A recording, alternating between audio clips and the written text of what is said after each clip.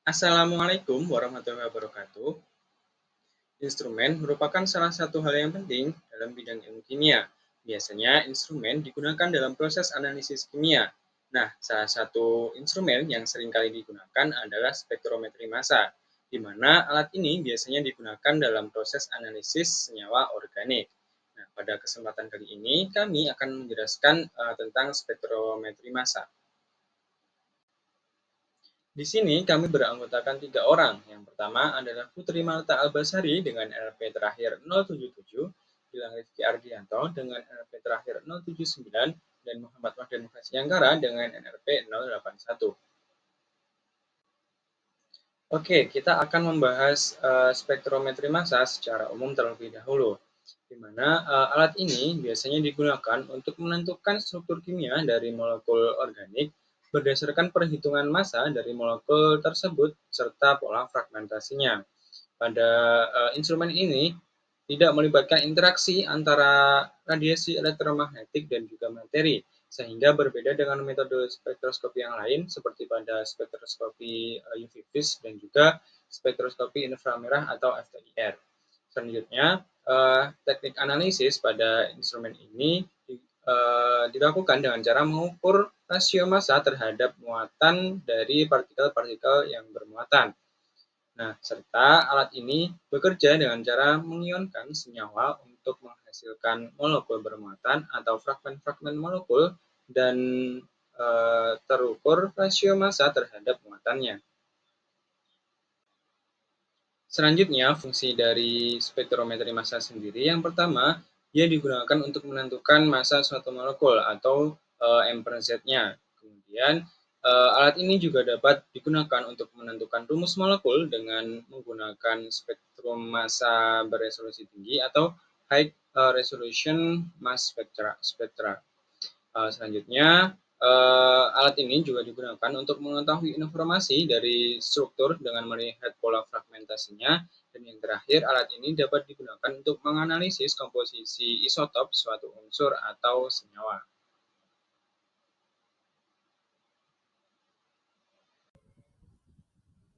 Selanjutnya kita akan membahas mengenai prinsip kerja.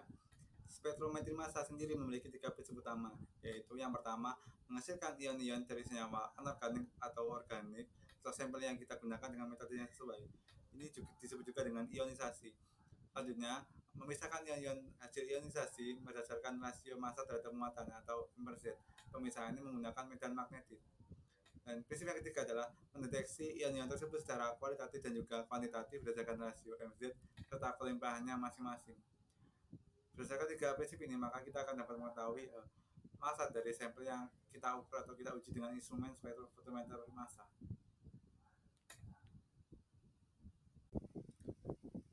Selanjutnya kita akan membahas mengenai fragmentasi. Fragmentasi sendiri adalah proses pemecahan ion molekul menjadi ion-ion yang lebih kecil, di mana prinsipnya yaitu yang pertama, molekul sampel akan dibombardir dengan elektron berenergi tinggi, yaitu 70 elektron volt, yang menyebabkan lepasnya satu elektron dari kulit valensi, sehingga molekul tersebut akan menjadi sebuah kation radikal. Seperti contoh, molekul M ditambah elektron akan menjadi M plus radikal dan 2 elektron. Disebut kation radikal karena molekul M bermuatan positif dan juga memiliki jumlah elektron yang ganjil sehingga radikal. Ion molekul tersebut memiliki energi yang sangat tinggi dan juga tidak stabil, sehingga ikatannya dapat mudah putus menjadi fragmen yang lebih kecil. Fragmen tersebut dapat berupa kation, radikal maupun netral. Seperti contoh, molekul M plus radikal dapat terfragmentasi menjadi M1 plus dan juga M2 radikal. Atau molekul M plus radikal dapat terfragmentasi juga menjadi M1 plus radikal dan juga M2 yang netral. Ion-ion hasil fragmentasi tersebut dapat dipisahkan dengan medan magnet yang sesuai dengan kelimpahan perbandingan MZ dan juga menghasilkan arus titik pada detektor yang sebanding dengan kelimpahan relatifnya, di mana ion fragmentasi dengan rasio MZ paling besar akan turun atau terdeteksi terlebih dahulu, diikuti dengan fragmen dengan rasio MZ yang lebih kecil dan seterusnya. Namun, untuk fragmen atau partikel netral tidak akan terdeteksi oleh instrumen.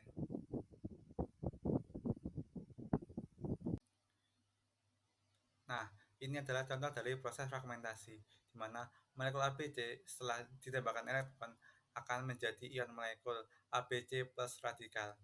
ABC plus radikal akan terfragmentasi menjadi kation AB plus dan juga radikal C. Kation AB plus akan terfragmentasi lagi menjadi kation B plus dan juga molekul A yang netral. Dari proses fragmentasi tersebut, spektrometer massa hanya akan mendeteksi ABC plus radikal dan juga kation AB plus dan juga kation B plus, di mana molekul A yang netral tidak akan terdeteksi. Selanjutnya, secara umum nilai M per Z adalah sama dengan 1, sehingga nilai dari M per Z itu sendiri dapat menunjukkan atau mengartikan dari massa dari fragmen atau ion-ion fragmen tersebut.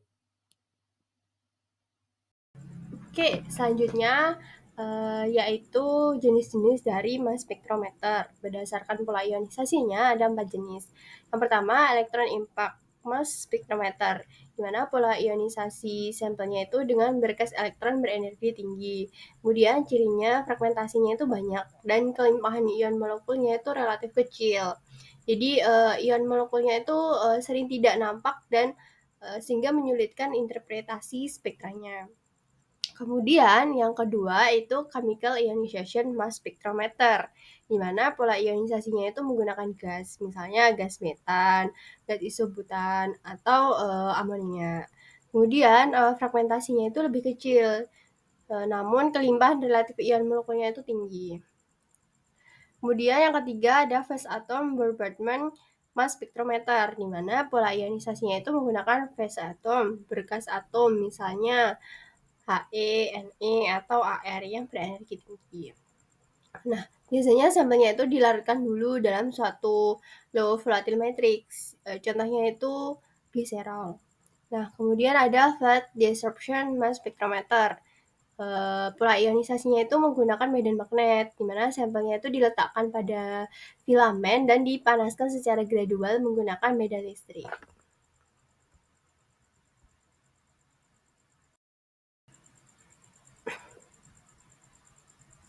Oke, selanjutnya yaitu mengenai instrumen dari spektrofotometer massa, di mana komponennya itu pada umumnya terdiri dari ruang penguapan sebagai tempat sampel diuapkan di bawah vakum.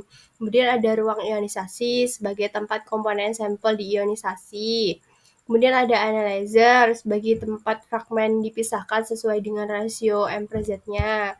Kemudian ada detektor sebagai tempat pengumpul fragmen-fragmen perbuatannya. Kemudian ada amplifier sebagai penguat arus listrik yang dihasilkan oleh fragmen-fragmen. Kemudian ada recorder sebagai penyaji data.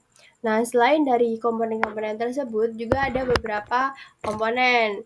Di antaranya itu misalnya ada pompa vakum berfungsi untuk menghilangkan molekul netral dan ion negatif yang tidak diinginkan, serta memastikan ion-ion positif dapat bergerak bebas tanpa bertabrakan dengan molekul udara. Kemudian ada repeller plat, di mana berfungsi untuk mendorong ion-ion positif yang terbentuk dari sampel ke arah plat percepatannya. Kemudian ada magnet, di mana medan magnet ini itu berfungsi untuk membelokkan jalur ion-ion positif saat mereka melewati tabung analyzernya.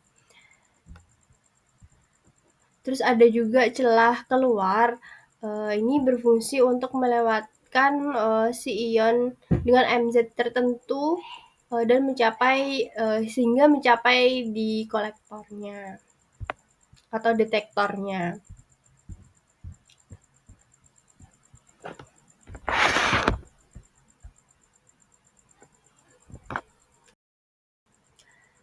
Lalu selanjutnya untuk tahapan pengukurannya sendiri itu ada beberapa tahapan. Yang pertama itu ada tahap ionisasi. Tahap ini tuh berfungsi untuk mengubah molekul sampel menjadi ion. mana molekul diionisasi dengan cara membuang satu atau lebih elektron sehingga memberikan muatan positif. Nah, cara membuangnya itu dengan menembakkan dengan elektron lain yang berkecepatan tinggi. Kemudian tahap yang kedua itu ada akselerasi yang bertujuan supaya ion positifnya itu melaju dengan kecepatan tinggi ke tahap selanjutnya, di mana ion yang terbentuk akan diakselerasi sehingga seluruhnya akan mempunyai energi kinetik yang sama. Nah, ion positifnya ini akan ditolak dari ruang ionisasi dan seluruh ion akan diakselerasikan menjadi sinar ion yang terfokus dan tajam. Nah, tahap yang ketiga yaitu defleksi, di mana ion didefleksikan oleh medan magnet sesuai dengan masanya. Jadi semakin ringan masanya, maka akan semakin terdefleksi. Nah, besarnya defleksi ini juga tergantung pada berapa besar muatan positif pada ionnya, atau tergantung pada berapa elektron yang lepas. Jadi semakin banyak elektron yang lepas, maka ion yang terdefleksi itu juga akan semakin banyak, atau bahkan ionnya itu akan makin terdefleksi. Namun hanya ion-ion dengan rasio massa per muatan tertentu saja yang akan difokuskan ke detektor. Jadi ion dengan M per Z lebih besar itu akan mencapai detektor yang lebih cepat dibanding dengan M per Z yang lebih kecil.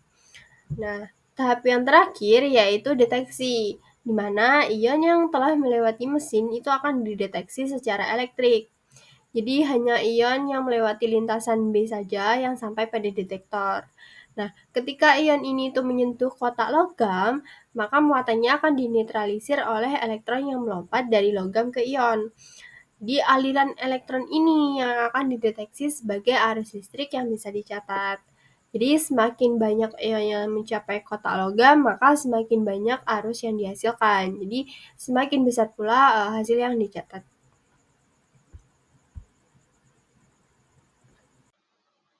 Oke, setelah kita mengetahui tahapan dari proses analisis kimia menggunakan spektrometri massa, kita dapat mengetahui bahwa instrumen ini dapat digunakan dalam beberapa aplikasi, seperti pada analisis lingkungan, analisis farmasi, analisis forensik, analisis klinis, pendekatan dalam deteksi penyakit, penentuan residu pestisida dalam makanan, dapat digunakan juga dalam biokimia, penentuan massa molekul peptida, protein, dan juga oligonukleotida, urutan biopolimer seperti protein dan juga oligosakarida, mengidentifikasi struktur biomolekul, dan juga dalam industri kimia, khususnya pada industri petrokimia. Oke, berikut ini merupakan contoh spektrum dari spektrometri massa pada hasil analisis senyawa kimia. Dalam hal ini adalah etil asetat. Nah, kita dapat memperoleh informasi dari spektrum ini bahwa M per Z atau MR dari senyawa yang kita teliti adalah sebesar 88. Kemudian untuk mengonfirmasi struktur dari senyawa yang kita teliti itu sendiri atau etil asetat, kita dapat mengonfirmasi dengan melihat pola fragmentasinya, di mana pada M per Z15 atau pola fragmentasinya berupa CH3. Nah, CH3 ini dapat berupa bagian ujung dari etil asetat itu sendiri yang terdapat gugus CH3. Nah, selanjutnya pada M per Z29 kita dapat mengetahui bahwa pola fragmentasinya yaitu C2H5. C2H5 ini dapat dilihat atau ditinjau dari posisi atau struktur etil asetat di sebelah kanan yang terdiri dari CH3 dan CH2. Nah, untuk base peak-nya atau M per Z pada 43, di mana puncak ini merupakan puncak tertinggi atau kita sebut dengan base peak. Nah, itu sendiri dia sebesar 43 yang tersusun dari CH3CO, atau kita dapat meninjaunya dari struktur di sebelah kiri, yaitu CH3 yang mengikat karbonil atau CO. Nah, selanjutnya kita dapat mengetahui pula bahwa M per Z-nya sebesar 88. Nah, dengan cara itu dan melihat pola fragmentasi pada struktur etil asetat ini, kita dapat mengetahui bahwa M per Z 88 pada hal ini adalah berupa etil asetat dengan struktur yang telah tergambar pada slide tersebut. Oke, berikutnya adalah contoh dari senyawa organik yang mengandung gugus halogen. Pada hal ini adalah gugus Br. Nah, kita dapat mengetahui bahwa terdapat dua puncak pada daerah pada M per Z-nya, yaitu dengan nilai 122 dan 124. Pada atom dengan golongan halogen, khususnya Cl dan Br, dia akan memiliki dua puncak pada M per Z-nya. Hal ini dikarenakan pada kedua atom ini dia memiliki kelimpahan yang hampir mirip pada misalnya pada Br, begitu dia memiliki kelimpahan 79 dan juga 81. Hal ini yang menyebabkan dia akan terbaca M per Z-nya pada dua angka, yaitu 122 dan 124. Untuk mengonfirmasinya, seperti sebelumnya, kita dapat melihat dari pola fragmentasi struktur itu sendiri. Nah, berikutnya merupakan salah satu penerapan dari aturan nitrogen. Sebenarnya apa sih aturan nitrogen itu? Nah, aturan nitrogen ini dia menjelaskan bahwa suatu senyawa yang memiliki struktur dengan jumlah nitrogen ganjil, maka dia akan mempunyai M per Z yang ganjil. Sedangkan struktur yang memiliki jumlah N genap atau nitrogen genap, dia akan mempunyai M per Z genap pula. Nah, pada hal ini kita mengambil contoh struktur dengan rumus C3H9N, di mana jumlah N pada struktur ini berjumlah 1. Oleh karena itu, kita dapat melihat bahwa besarnya M per Z pada struktur ini sejumlah 59, atau dapat dikatakan hal ini sesuai dengan aturan nitrogen yang menunjukkan bahwa M per Z ganjil dengan jumlah N yang ganjil pula. Nah, selanjutnya ini merupakan spektrum MS dari senyawa urea, di mana senyawa urea ini dia memiliki jumlah N atau jumlah nitrogen sebesar 2. Nah, seperti yang sudah dijelaskan bahwa struktur dengan jumlah nitrogen genap, dia akan memiliki M per Z yang genap pula. Pada hal ini, kita dapat melihat bahwa M per Z dari urea adalah 60, atau hal ini juga selaras dengan aturan nitrogen bahwa struktur dengan jumlah N atau jumlah nitrogen genap, dia akan memiliki M per Z yang genap pula.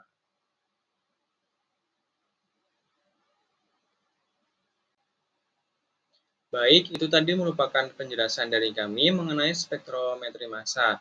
Semoga teman-teman dapat lebih memahami tentang spektrometri massa dan juga dapat bermanfaat bagi kami sendiri. Terima kasih. Wassalamualaikum warahmatullahi wabarakatuh.